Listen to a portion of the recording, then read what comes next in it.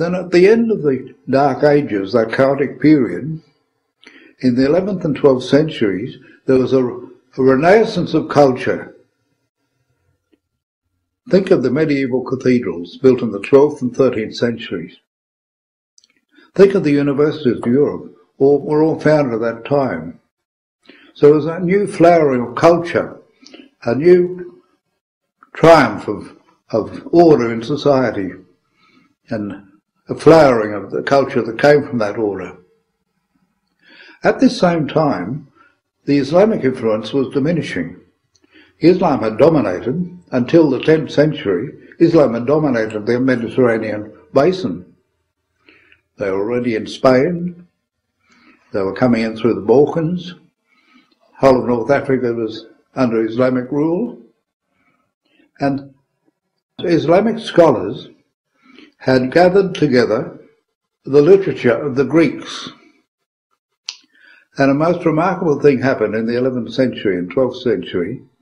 In Spain, where the Christians had recaptured most of the country, there were still many Islamic scholars, and there was a wonderful collaboration between Islamic scholars who had the resources of the ancient Greeks, Jewish scholars, and Christian scholars.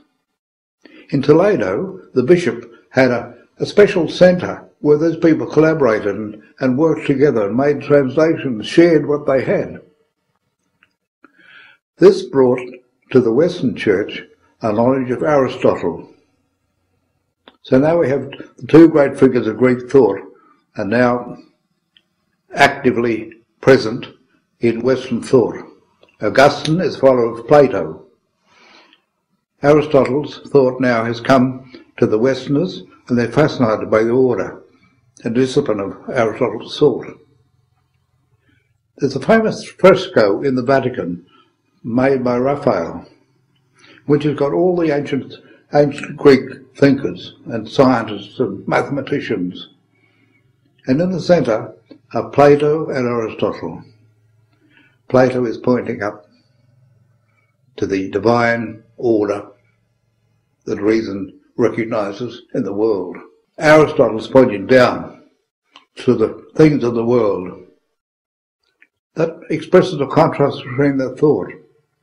See, the Greeks had found reason. We take reason for granted. We shouldn't take it for granted. It was a tremendous discovery of the Greeks. Human reason finds unchanging truths. You just can't change them. I'll give you a simple example.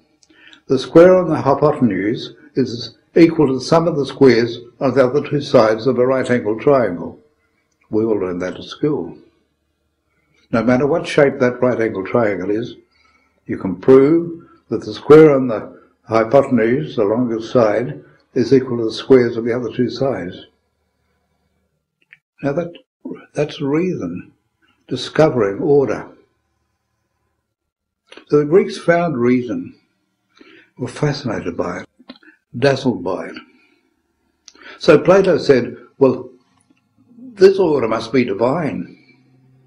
It must be filtering down somehow to us through all the shadows of this world and all the materials changing things. Somehow the shadows and the types and the ideas of God are coming down and available to us, and we discover them by our investigations. Aristotle said, no, I don't agree with that. Look at the world. Use your reason and understand and interpret the world. You'll find that order is impressed in the world. It's part of the world. It governs the world. In medieval thought, with the founding of the universities, there's a great flowering of scholarship and quite a debate between these two points of view. Augustine had been the authority for centuries, and now Aquinas is introduced, especially by Dominican scholars.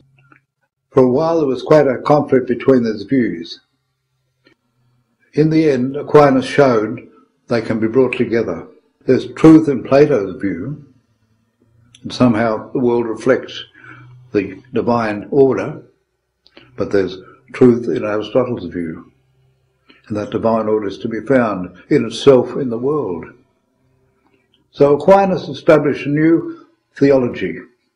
The scholastics of the Middle Ages, using reason, clarified many of the questions of the dogmatic debates of the early church, gave them new clarity by defining exactly what is involved.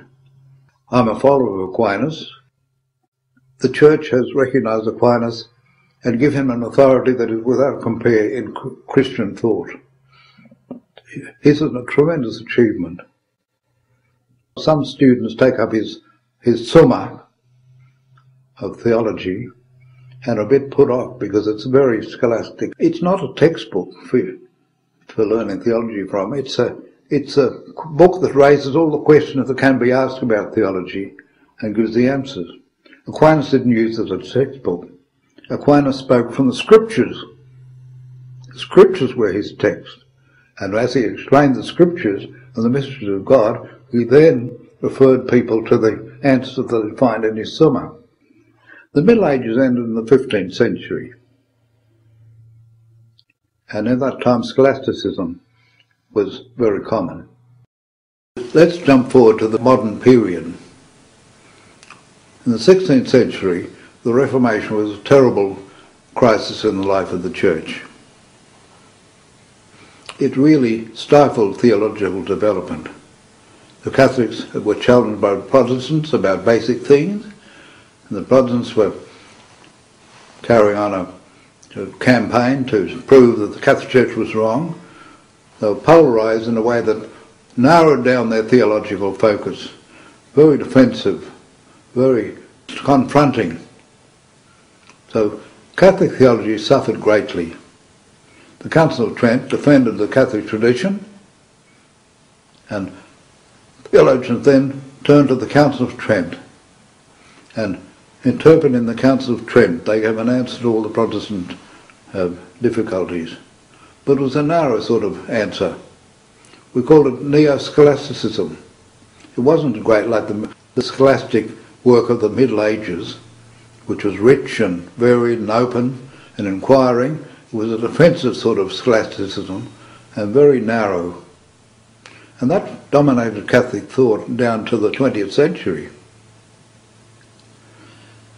During this period, the recovery of the patristic thought was taking place. At the end of the 19th century, Leo XIII encouraged a revival of Catholic scholarship. Theology was pretty poor and pretty threadbare, so he encouraged a return to St. Thomas. The Pope of later time laid down in canon law that St. Thomas should be the text used in theological education of the clergy. That was probably too narrow. And there was something of a reaction in the 20th century as people who are getting in touch with patristic thought are open to other traditions of philosophy, and Vatican II opened the way to using other methods of theology than that of St. Thomas. Unfortunately, that led to a sort of a turn away from St. Thomas. But today, we now recognise that Thomas, in the end, made a synthesis of Aristotle and Plato that rose above the limitation of both, and he has something tremendous to give to the Church today. And much work is being done interpreting the thought of St. Thomas and rehabilitating him. But in the meantime, great advances have been made by a return to the sources. This movement of going back to the Scriptures, for example. The Council of Trent, right? The Council of Trent did a great work safeguarding our Catholic tradition, giving us confidence in maintaining that tradition. But we've got to go back to the real sources of the Church's life, the Scriptures, the thought of the Fathers. People like Henri de Lubac have made a magnificent contribution to Catholic thought. I'll just mention some of the theologians that stand out for me and helped me. Three of them describe themselves as followers of St. Thomas Aquinas. Karl Rahner, a dominant figure in 20th century theology. Karl Rahner looked at the mystery of God, which is the theology interprets, and He relates that to the yearnings of our contemporary world, the desire for spiritual nourishment, a spiritual vision and understanding. So he made a great synthesis that helps people to relate to the modern world and relate those concerns to the essential message of Christian faith. Bernard Lonergan has done great work in theological method. He shows that theological method is not something esoteric and strange and different from other methods. It really follows the processes any mature human being makes in, first of all, finding the truth, progressing towards the truth, and making decisions that shape one's life in accordance with the truth. So Lonergan uses the principles of Aquinas in order to clarify this methodology. Hans Urs von Balthasar has been described as perhaps the most cultivated man of the 20th century, a man of immense culture and erudition, immense scholarship and knowledge of languages and cultures.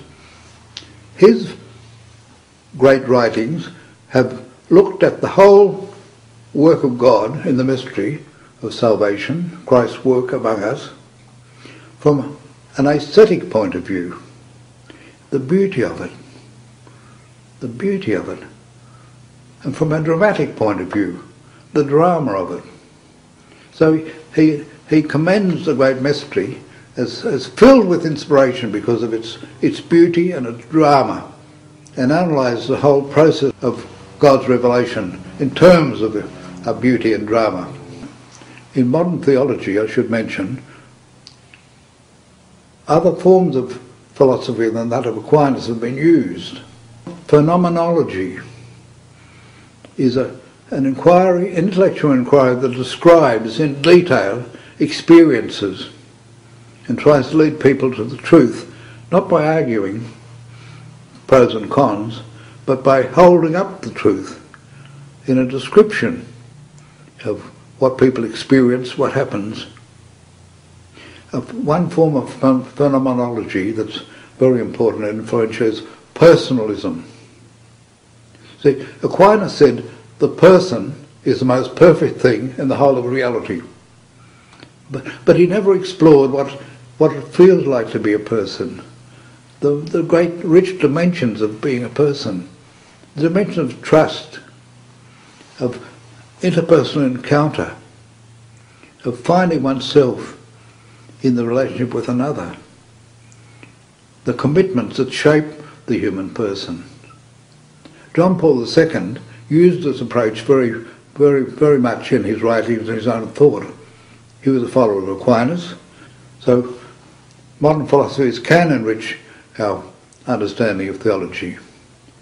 But you see how systematic theology is a vast field, rich. It reflects the personalities of the people who formed those theologies. In my book, Christian Mystery in the Secular Age, I've given quite a long section to the way in which theologies have been formed, how they have an organising principle. It might be the incarnation, it might be the cross and resurrection, the paschal mystery, it might be the church, it might be grace, it might be sacrament.